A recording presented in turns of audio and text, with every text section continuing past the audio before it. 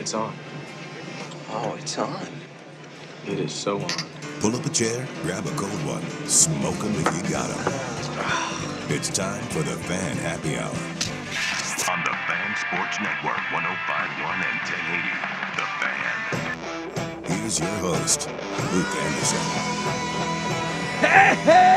Hey! Happy Friday, all you beautiful radio listeners. I am very happy to be done with the week, but we've got 1 hour left. So we'll get through happy hour and we'll do that. Thank you, everybody, for listening. Before we get to anything, let's check in with the most important man. Hey, Jeff Rust, what's going on, dude? Holy catfish! Holy cow. Holy catfish. We got Seattle Seahawks football on the airwaves tonight, too. We sure do. Yeah, we've got NFL football. We've got the preseason week 2 kicking off at 7 o'clock. You've got the Seahawks and the Chiefs, the defending Super Bowl losers. Yeah.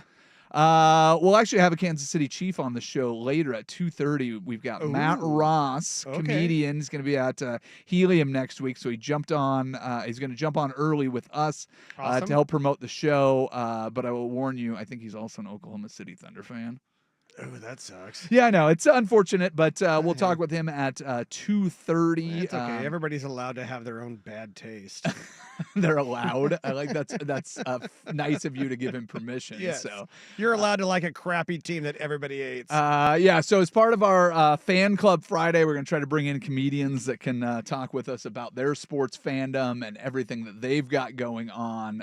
So we'll do that a little bit later. But to start things off, I don't know if you saw this, Mr. Russ, but there was a comprehensive survey done by ESPN and KFF, whatever that is, of what? I'm aware of KFXX. I don't know of KFF. Oh, nice. Well played. Yes. They did a survey of 546 former NFL players from the 1988 season. The average age of these guys is 62 years old. So they did it for a season in 1988.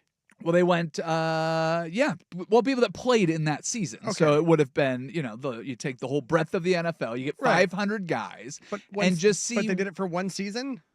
Like one season's worth of people? Yeah. It seems, I'm just sorry. Sorry, but 1988 seems like a random number to be like, hey, you know what? We're going to talk to these people from 1990 or 1988 NFL. Yeah, well, I don't know why they picked the number, but I think the goal of the survey was to see what football did to their bodies, to their minds, and do all of that. Are Fair you with enough. me? Yes. You're picking up? Because you I could will quit stepping on you. I apologize. No, you're fine. The reason I think that you do that, because we have to kick things around and figure out why you can justify them. Yes. I think that is a better way than going, let's find the guys that are the most beat up from football. Okay. Let's ask everybody from this 1 year. Okay. We can get all of the respondents. So fair enough. Want to get y'all the report back on it because I find this to be interesting. There is widespread pain and disability. Are you shocked by that? Absolutely not. And this is just 62-year-olds in general. Almost all ex-players reported pain in the past 3 months, with half experiencing daily pain. 3/4 said pain limited their work and personal activity. I've fallen and I can't get up. I do love that one. Sorry. 6 in 10 reported living with some sort of disability. That is 3 times the rate of men their age. So my initial thought was, man, you're 62. Doesn't everybody have some of that? About half reported feeling depressed in the last 12 months. That's almost half. Had serious difficulty concentrating, remembering, or making decisions. 15% of those guys were diagnosed with dementia, which is very early. 4% of men 65 and older in the general population. So that, again, pretty staggering number. The outcomes of physical and mental ailments were worse for black players. 37% of former black players were unable to work due to football-related disabilities versus 19% of white players.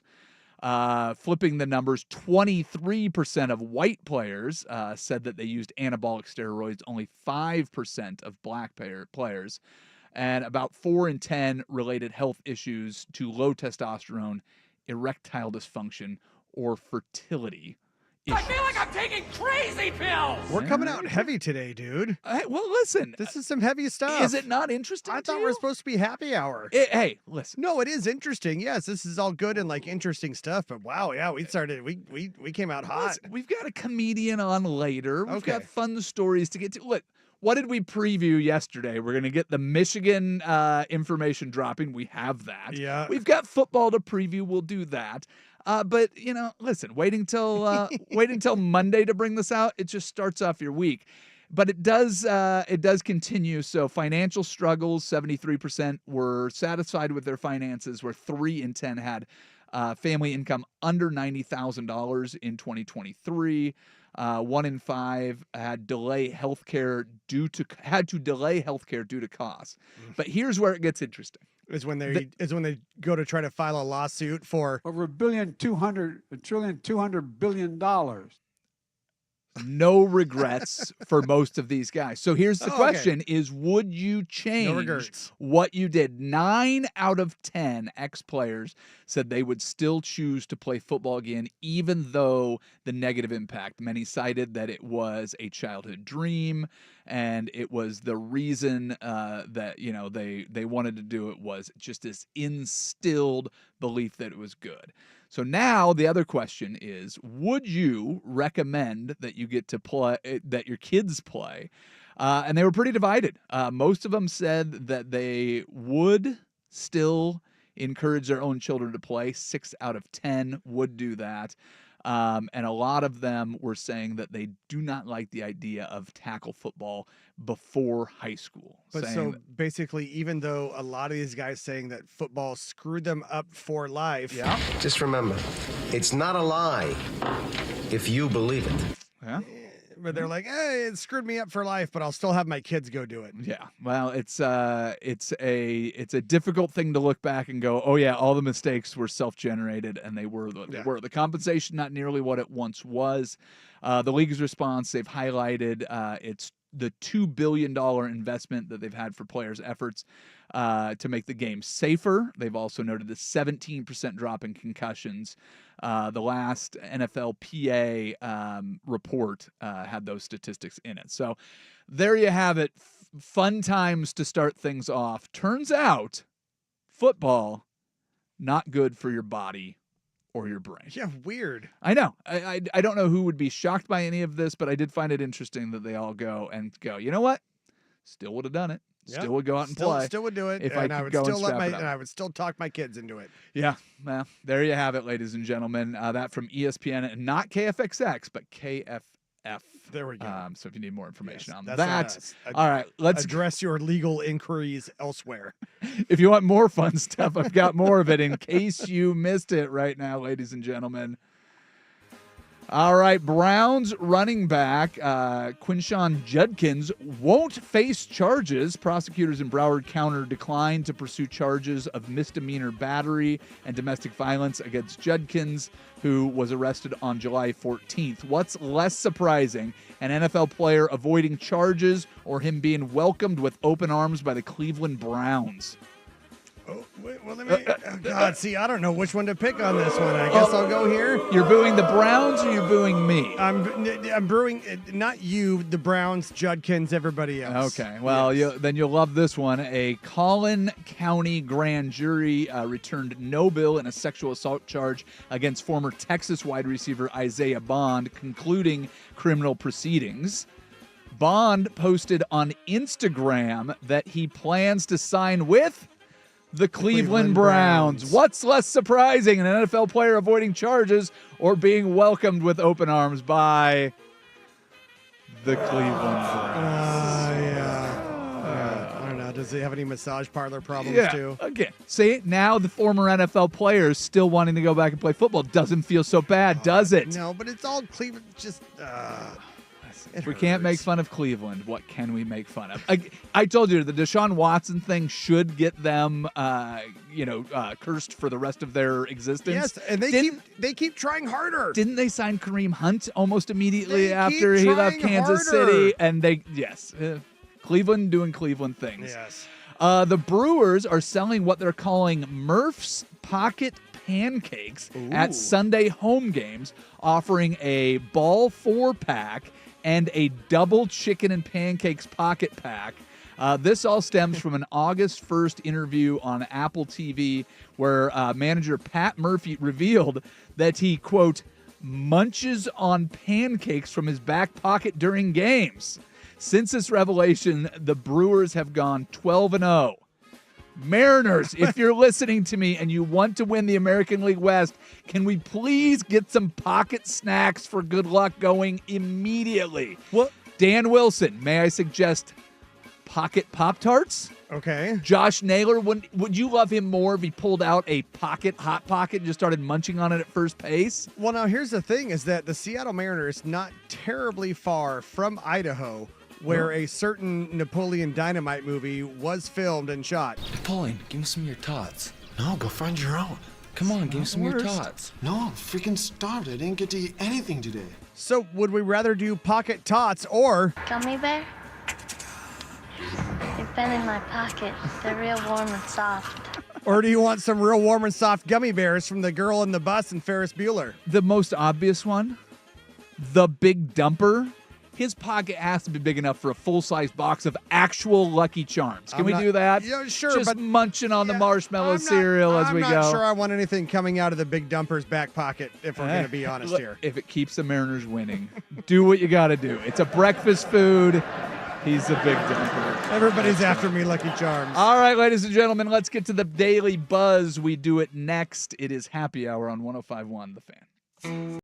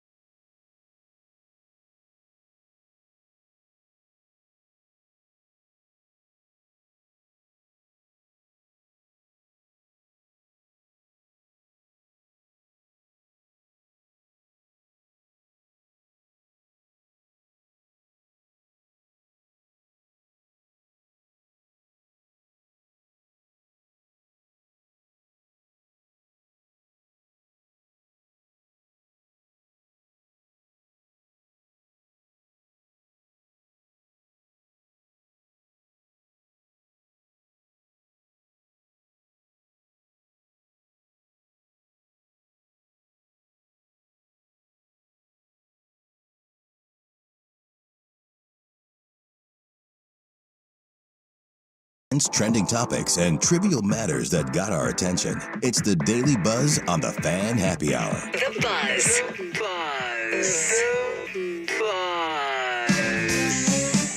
Here's your host, Luke Anderson. All right, we're just a little under 2 hours from kickoff for your first Friday night game.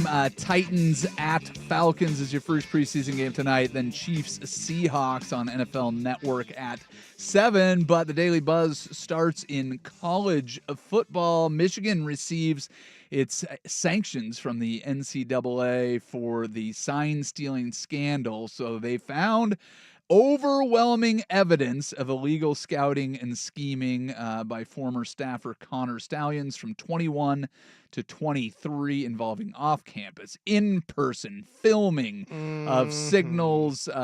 Stalions spent almost $35,000 on tickets in 2022 alone. I'm sure it was all his own money too. Yep, and tried I'm to sure he wasn't reimbursed. Well, he was on their payroll, so Yes, even of if it course. was his money, it made it through the Anyway, university. It was not his money. Well, listen. Even if it was, where did that money come from? So what I'm saying is there's no way around it. The university was paying him to do this, and I'm sure they were paying for it. Yes. He was also guilty of trying to clear out evidence, even throwing a phone into a pond. Hey, I'm just reading what I got. It's like, go and find it. You won't find it. Good luck. Yeah. So the NCAA called it some of the worst non-cooperation. So what are the penalties?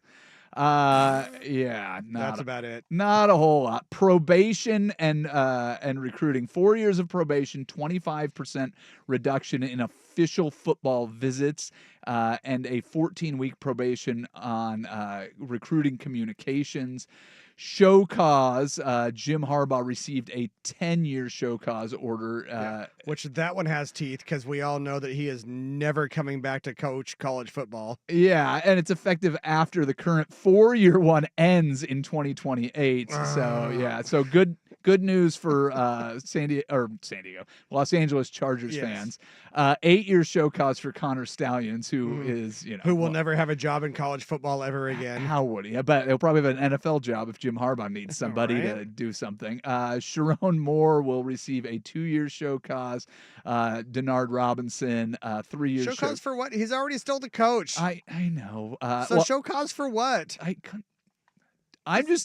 get it. It's all so dumb. It's all very dumb. It's all so dumb.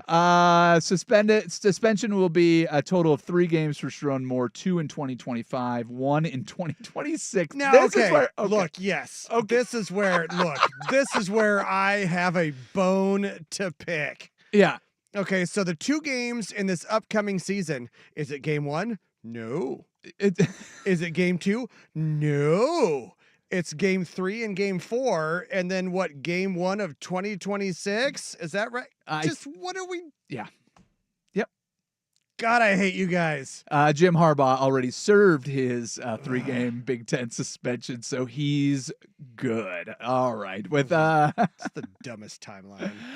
It's very, very dumb, but this is the NCAA. I believe I was making jokes about this yesterday. So if you go back and listen to yesterday's Happy Hour, did I nail it? Yeah. Do you think they got hugs? Nailed it. All right. NFL player health and performance updates for you. Travis Hunter is now dealing with an upper body injury. So anybody that had on the bingo card, a guy that plays two-way is more susceptible to injuries. Well, you are winning points, my friends. The receiver / cornerback is dealing with what they're calling an upper body injury and may not play. So it doesn't sound serious, but does this mean that I should not have put money on him to win the offensive and defensive player or offensive and defensive rookie of the year this year? Yeah, well, I can't say, but it said when it says might not play, that's the update that I got for you. Speaking of injury concerns, your Seattle Seahawks running back Kenneth Walker has been in and out of practices. This could be a big one. I don't know if you pay much attention to it, but I listen closely to press conferences. There's a lot of talk about Zach Charbonnet. Yes. And how he is dependable and trustworthy and putting in the effort. And you've got a brand new offensive system that is prime to highlight backs. So if you're watching tonight's game, Watch what you see from Zach Charbonnet. Watch if you see anything from Kenneth Walker. You have George Halani and former Oregon State running back and Miami transfer Damian Martinez should be getting some runs. So watch the depth chart at running back. Now, to me, is very interesting. Am I silly in that? Did Zach Charbonnet take a brief respite to go somewhere else for a bit? No. No, he's always been in Seattle. Yep, he was drafted by Seattle. Straight I know out he's of drafted UCLA. there. And Yep. All right. Nope. Apologies. I'm a dummy. No, when you're handsome, I was like- handsome, as handsome as you are, you don't have to be smart, Mr. I thought Rust. maybe he Don't took a worry year about it. off and went like to the Raiders or somewhere else or something. But yeah. All Nope, right. he's been there hanging out the whole time. Who's been taking years off and taking games off and taking plays Yes, off because he's hurt all the is Kenneth 'cause Walker he's hurt the all the third. damn Yep. time. Yep. So watch the depth chart, the running back positions. This one more from the NFL that I found interesting. Patriots wide receiver Stephon Diggs is becoming, quote, a bit of a pain. A reporter stated that Diggs is becoming a bit of a pain for the Patriots. Diggs expressed uncertainty about week 1 availability despite being a full participant, I can read, in training camp while he's recovering from a torn ACL. Vrabel has said that he is getting a little annoyed with what's happening with the $69 million 3-year contract that they signed for a guy So from the Diggs, Texans. still a pain in the ass. Yeah, well, turns out who doesn't really appreciate that? If I'm looking at coaches across the NFL, I'm guessing Mike Vrabel might be one of them, especially since he played for the Patriots when they won a lot of championships without a lot of wide receivers. Yes, well, and also since the last couple of days he went and he came out of a scrum with a bloodied cheek. Yeah, So yeah, ready to rock and roll. Let's step in line, Stephon Diggs. How about that? All right, let's move back to college football. How much do you exalt the word of one Mike Greenberg? I enjoy Mike Greenberg. All right. Well, he's made his list of the most interesting games in college football. So he put as number 4 of the most exciting football games that he will watch in college football this year as the Week 5 matchup, the whiteout at Happy Valley when Oregon travels east to play Penn State. Yeah, So hey, I can't blame him for highlighting that one. That's a big one. That is, yes, absolutely. So the number 1 game is Ohio State, Texas, also Ohio State, Michigan at number 3. So just a few of the games that he thinks going to be most exciting. But I'm really pumped for that. My longtime co-host on the Sinner and the Saint. R.I.P. Sinner and Saint. Yes. Will Darkin said the coolest game he ever played at was at Penn State. I would think that would be a pretty cool place. And I think it's going to be a Peacock game. So we might possibly have our friend of the show, Noah Eagle, on to preview that, who is fantastic. I don't think he's a friend of this show at all. Well, a friend of the program, friend of formerly Danny and Dusty. I know, but don't talk about this it's the firm. Okay. I'm talking about the station in general. You are but fine. also, and I'm drawing a blank. No, Mike Greenberg. We had him on Danny and Dusty one time. Well, there you go. And he was, for somebody who is such a huge sports personality that he is, you could not find a more down to earth person, outside of when I had to call him and get him on the phone. He was just first off, it was his wife saying that he was outside just walking and pacing on the sidewalk. and so I told him, I was like, hey, we're coming back in 30 seconds. He's like, it's all great. Mike Greenberg was an awesome, awesome fellow. I always like hearing that, but when I make it big, I'm going to be insufferable. Yeah, as much as I'd like to think that I will be you'll call me up, because I will leave you in my dust, and you'll call me up and go, hey, Luke, we used to do the show together. It'd be great if you could go on this other show that I'm doing. I'll be like, no, I'm too busy. No, I would probably be a giant Richard. Yeah, I will big time you. Yeah, the first second I get. But Mike Greenberg won't. He was awesome. Yeah, that's great. Good to know. MLB's 2025 all overpaid team has been released. Congratulations to the Mariners catcher Mitch Garver. He made the list. He's getting paid $12.5 million for a .2 WAR. Congratulations, among other players on there. Michael Conforto Okay. is on there, getting paid Former Oregon State That's Beaver. right. That's right. Playing for the Dodgers, getting paid $17 million for a minus .6 WAR. Big fat Jock Peterson is getting paid $18.5 million for a negative .5 WAR, and plenty of guys on there. It's a fun list if you'd like to go and check it out. May I ask one thing about Mitch Garver? Of course, and him you being can. classified as overpaid.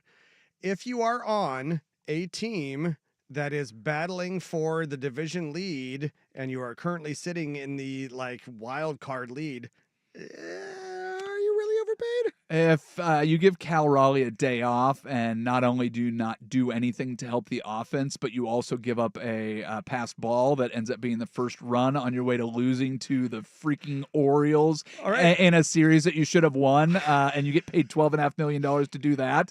What do you think I think about that? So Luke coming with receipts. There we go. Dude, I was listening to yesterday's game. I was like, come on, Garver. You got to get out of that inning and come on, just open the floodgates and everything goes sideways from there.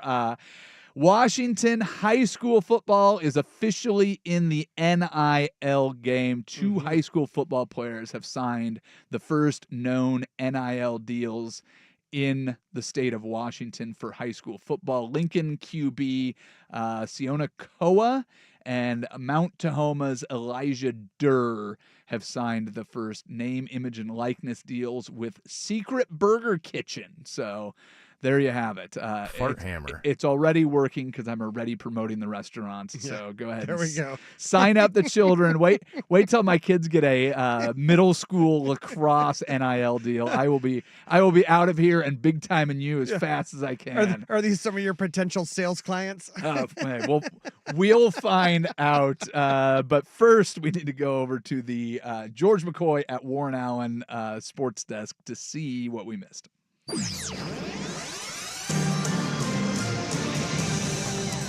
All right. Well, this particular sports update brought to you by Mountaintop Metal Roofing. No maintenance, energy efficient, fire resistant, and guess what? A lifetime warranty. Do it once, do it right. Visit mountaintopmetalroofing.com. First on the fan. All right, Luke, here we go. Do you have to say first on the fan there? Well, I think I kind of do. It's kind of a thing. Is this the first time it's on the fan? This is the first time this is on the fan. Yeah, let's do it. With the Hall & Oates legal dispute. You go, I'm going to surprise you. I had this. I love it. Yeah. And Patrick and Swag both going to see Creed the other night. What is a nostalgic musical act that you would go see now? You know what? It depends on the venue size. You put somebody like Hall & Oates or Creed or whoever, put them at the Crystal Ballroom, I'd be more enticed to do it. I will say that I was given tickets to Eric Clapton, very last minute. My mom was going to go and couldn't at the last minute. She's like, you want these tickets? Yeah. I really enjoyed that show, probably more than I did. I fell asleep at Lumineers, so I will say that. Those were also free tickets. But I would take middle of the road classic rock at a bar that fits 130 people before I would do that. But I like small venue vibes, man. So I'll take the James the Dio trio or whatever or Y&T or something, and just go rock the face off of a little dive. That's what I want. Yeah. I want if Styx played at the Mission Theater, Arigato, I would be there in a Roboto. second. They were pretty good at a fairgrounds, right? But the smaller the venue and the bigger their one hit, the more likely I would be to go. My last two shows that I've seen, it was the Bare Naked Ladies at Edgefield with my daughter, my 13-year-old daughter. That was great. And then Me First and the Gimme Gimmes at the Crystal Ballroom. Me First and the Gimme Gimmes are fantastic. I almost went to that show. Dude, we'll need to coordinate and wear our Gimme Gimme shirts on the same day. They're so much fun. Yeah. Yes, exactly. More sports scores and stories in 30 minutes. I'm Jeff Rust from the George McCoy at Warren Allen Sports Desk. Hurt and missing work, insurance companies acting like jerks. Don't call your mom. Call George McCoy at warrenallen.com. And also, in case you didn't know, Me First and the Gimme Gimmes changing their name to Spike and the Gimme Gimmes. What? Yes, for the lead singer. Yeah, it's weird. the home of the Fan Happy Hour with Luke Anderson. Weekdays 2 to 3. The Fan Sports Network, 105.1 FM and 10.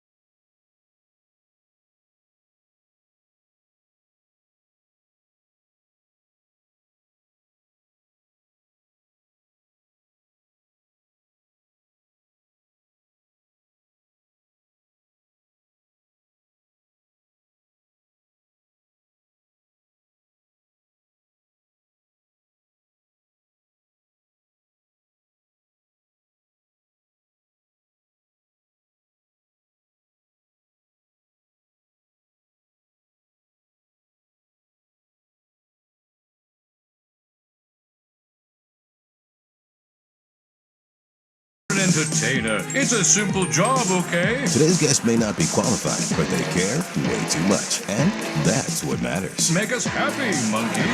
Here's your host, Luke Anderson. All right, welcome back in. Joining the fan club on the happy hour is Matt Roth. Matt is going to be in Portland at Helium next week on the 21st. He's a comedian, he's an actor, he's a podcaster. Matt, anything else you want to plug? The trifecta. No, that's it. That's everything I do. Yeah, well, part of the reason we got you on is you are also a Kansas City Chiefs fan, I believe. I'm a Chiefs fan by proxy. Okay. Because I grew up in Oklahoma, where we don't have a NFL team. Sure. And some of my best friends in the world are Chiefs fans, and it's been a pretty good time to be a Chiefs fan lately. Jeez, no kidding. So you are OU, the Oklahoma City Thunder. Thunder. Also a good time to be a Thunder fan, yeah. Yeah, so let me ask you a quick question. What the hell, man? Jeez. Just Do I ever winning. get tired of winning? Yeah, is it rough? Well, so it's a bit of a step up in the Pacific Northwest because obviously once upon a time the great Seattle Supersonics were part of the franchise that is winning championships in Oklahoma. But it's been a drought for you too. So for a lifelong Thunder fan, or I mean, you're pretty young, so you probably don't remember a time when they weren't there, right? I remember my first memory is we had the Hornets for 1 year during Katrina. And I remember being in like middle school. I mean, I might have been in like third grade. And then I remember the Thunder being new. And it's been basically, and I grew up playing basketball. So I'm a huge basketball guy. And it's been a long road to that first victory. Okay. Well, what was it like, man? Did you go back and do parades and stuff? Because you're in Austin now. I did. So I'm in Austin, Texas. Is where I'm based. I drove up on Thursday, which was Game 6, and we had we could have won it that night. We had a 3-2 lead, and then we lost. And so I stayed for Game 1 or Game 7, sorry, and we pulled it out. And then the parade was 2 days later, so I stayed for the parade. I did the whole thing, man. Yeah. Well, what was it like there for that experience? Because this is, I mean, very similar to Portland, right? You've got one professional team. We've got the Ducks, so we've got football, and we care about that. Everything else is kind of secondary. So for Blazers fans, we're about to get a new owner. And we kind of want to live vicariously through you, at the same time hating what you got to experience and we didn't. Of course, reasonably so. I totally get it. I mean, it was one of those things where, like, because we went through the years where we had, Durant and Westbrook and Harden, and we went to the finals, or we, lost in the Western Conference Finals, and a year we would have won. Like, I was not comfortable until the buzzer went off at the end of the fourth quarter of Game 7, especially with how the Pacers were playing. Sure. And it was such a better feeling than I thought it would be too. It was so exciting. We went downtown, there's cars driving by, everybody's honking, waving their flags. We were at like a local bar in downtown OKC. And you could just feel that everybody, like, this is our thing, because we're huge college football. Like, I'm an OU guy, some people in Oklahoma City and surrounding areas are OSU, and that's all good. We get just as passionate for that, but it's not quite the same as bringing home a like professional championship. Yeah, I can see that. And that's got to be kind of a wild experience too, because being so close and then having Kevin Durant leave, like Portland had an opportunity to draft Kevin Durant. How much do you hate that guy? I have never gotten over that. Most of the city hasn't. I think that Kevin Durant's a loser. I think he's one of the best scorers in NBA history. Okay. But I also think that's statistics, right? I mean, that's something you can put that up on the board. Like, yeah, he's one of the best scorers. If we're talking character, if we're talking character, one of the lowest ranking NBA players I mean, he spent the whole summer after we blew a 3-1 lead to the Warriors saying Oklahoma City's my home, and then he went to them. Yeah. He's just such a snake. And then, there's the long documented history of him responding with fake Twitter accounts to people criticizing him. It's just, he's just, we don't like him there.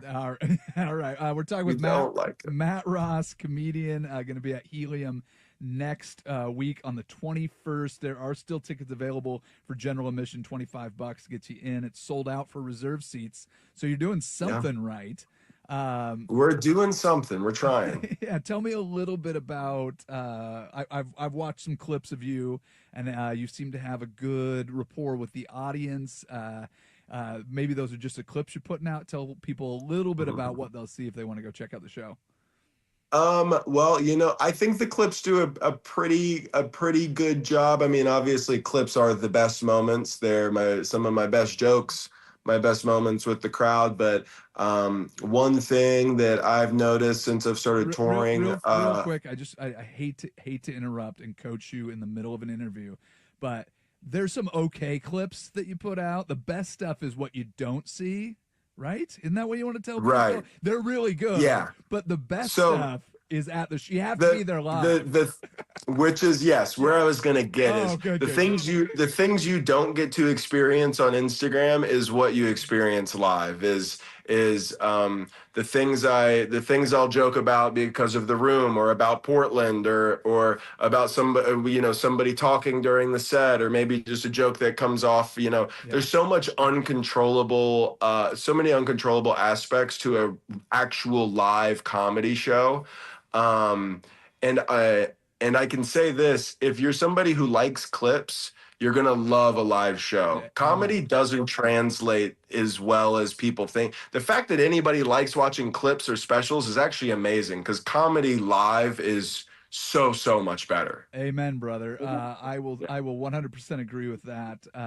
I've been at Helium for 4 of the Portland's Funniest doing some judging over the last couple of weeks, so I'm with you, my friend. So let's talk a little bit about the Kansas City Chiefs. So this not your adopted team. They're playing the Seahawks. Adopted team. They're playing the Seahawks tonight in a preseason game.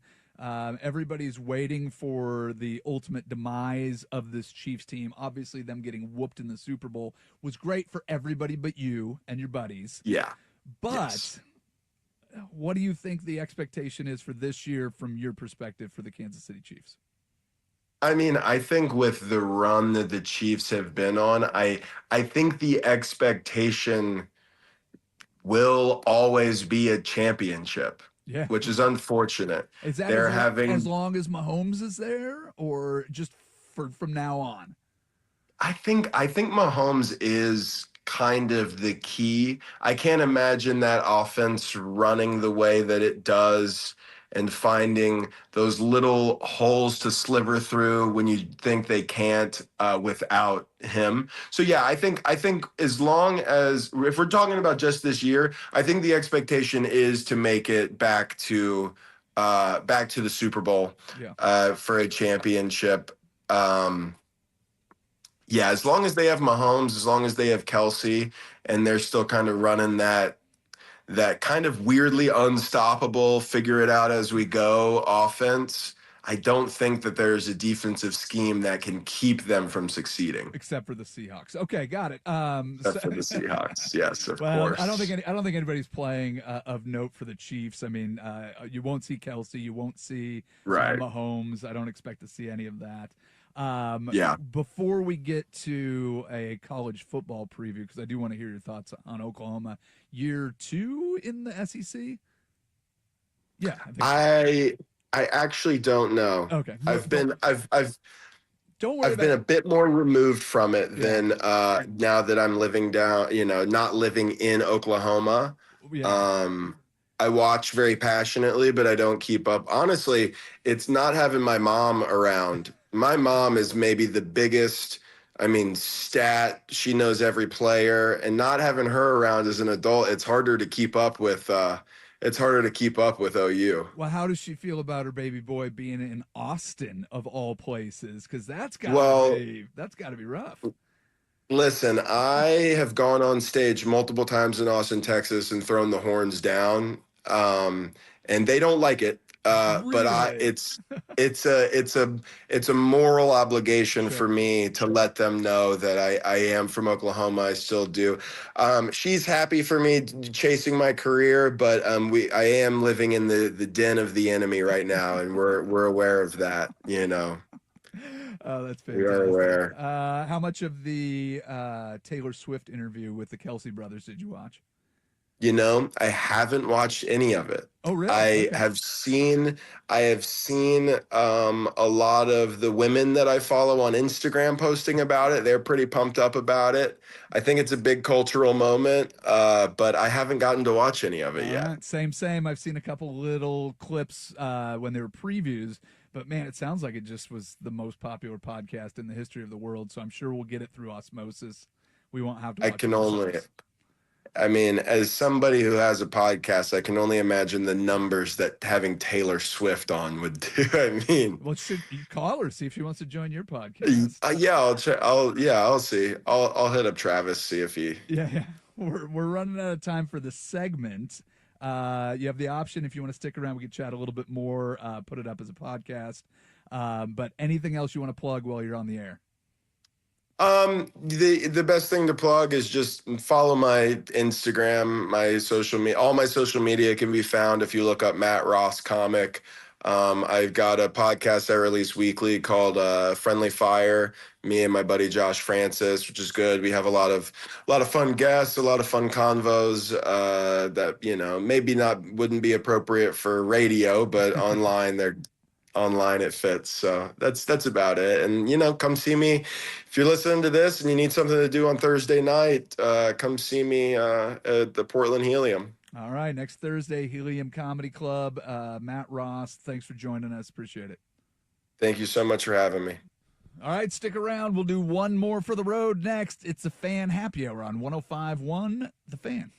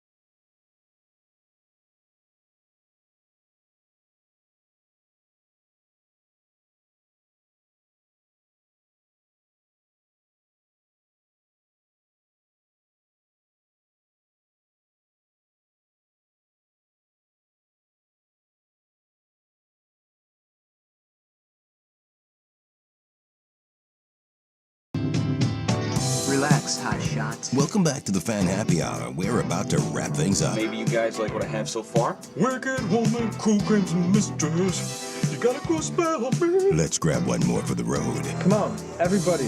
Everything's smooth. Here's Luke Anderson. All right, ladies and gentlemen, welcome back in. Running out of time a little bit, went a little long with Matt Ross. Check him out at Helium Comedy Club the 21st. That is next Thursday. Here is your one more for the road. If you have not found this, ESPN has what they're calling the Sports Misery Index.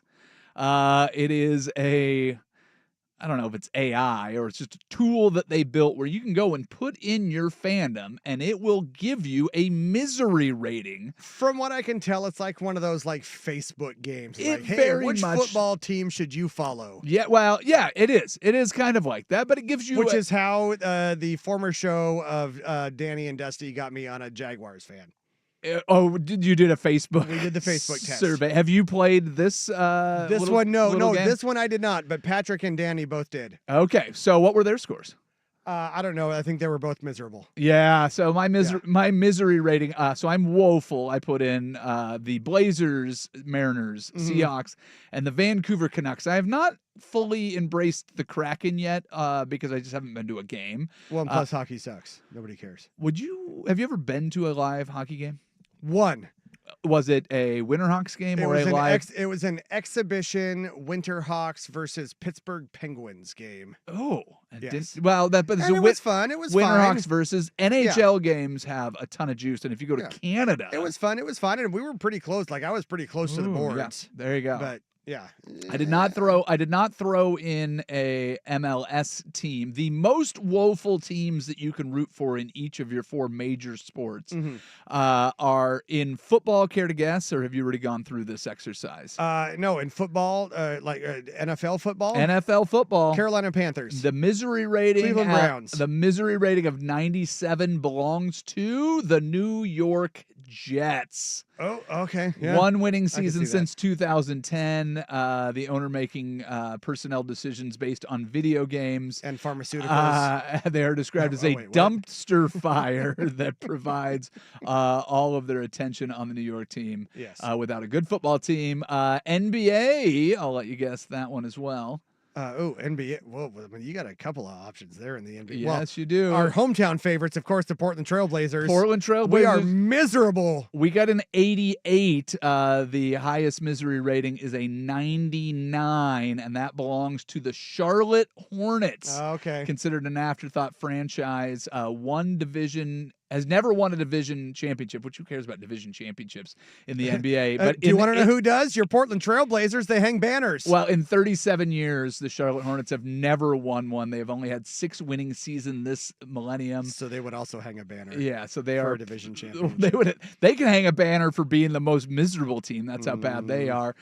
Major League Baseball, the prize belongs to the Colorado Rockies. Okay. And in the NHL, even though you don't care, it belongs to the Buffalo Sabres. Sure. So there you have your misery rating, but I think worth going and playing that game. I should go and put Matt Ross's teams in there. He's got the OKC Thunder. Well, no, they just won a title. I know, and he's got the Chiefs. And he's got the Chiefs. Yeah, and they've so won. he's That's what I'm saying. Yeah, so, he's not miserable at all. No, that's what I'm saying. But it's based on a misery rating. He's standing on top of a mountain laughing at all of us. Yeah, he can go pound sand. I might go to his show because if you watch any clips, it looks very funny. But something to do. So I will thank Matt Ross for joining the show. Thank you, Jeff Russ. Thank you, everybody, for listening. And as always, thank you, Isaac Ropp. We're done for the weekend. We'll see you on Monday. Bye-bye. Look on the right side of life.